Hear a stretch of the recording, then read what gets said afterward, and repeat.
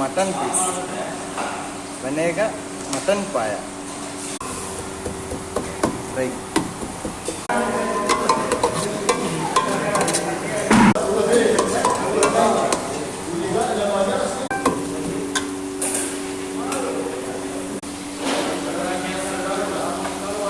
ಇದು ಮೀಟ್ ಮಸಾಲ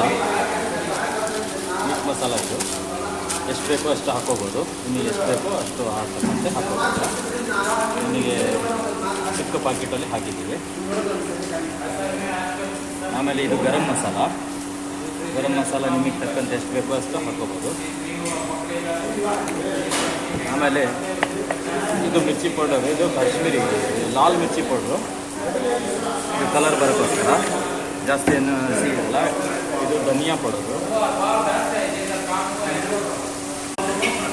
ಇದು turmeric powder.